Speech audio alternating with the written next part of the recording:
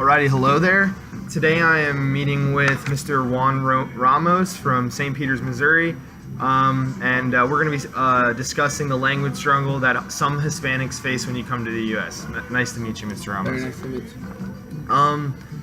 Would you mind giving some background information from where you're from? Well, I am originally from Mexico. The state is called San Luis Potosí.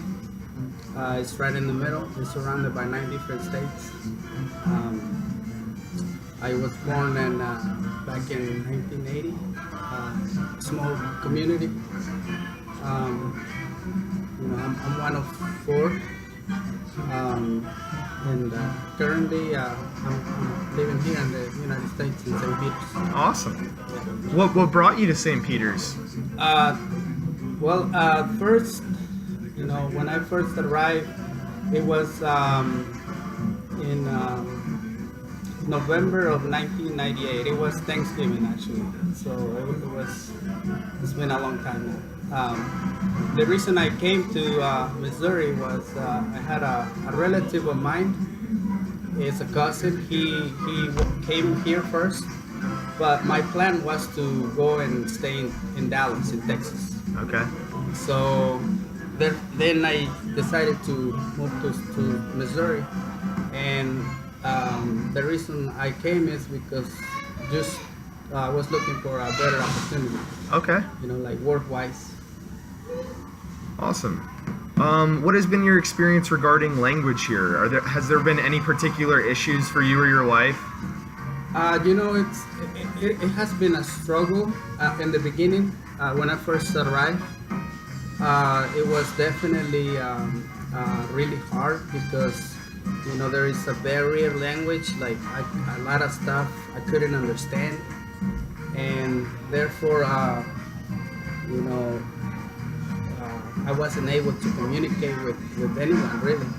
So I started taking classes, Spanish classes, English classes, and little by little, at work I was always paying attention and listening to everything, watching TV.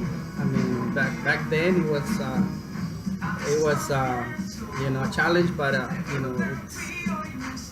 it has helped me a lot, because I have to learn. Awesome. I understand you have several children. Can you speak to the differences in their language habits? Yeah, it's hard because all of my kids, what I want in my personal, my family, I want them to be able to speak the 2 languages, Spanish and English.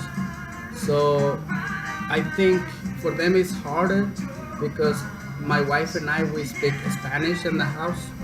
So they're like learning 2 languages at once. And exactly. When they go to school, they learn English, So they're exposed to a lot more, but they're also like they're expected to speak English as well right away in those environments, and then they come home and it's more so they're expected to speak Spanish with you guys, so they have to know when to make those transitions back and forth. Exactly. Okay. So their brain gets tricked a little because they're like, okay, so it is I guess they're learning 2 languages at the same time, so it's kind of like it's hard, but it's possible.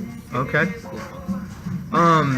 Obviously you kind of already touched on it, but what plans do you have to keep Spanish spoken in your home? Pretty much just when you and family or other outside family comes to visit, you're pretty much speaking Spanish, correct? Yeah.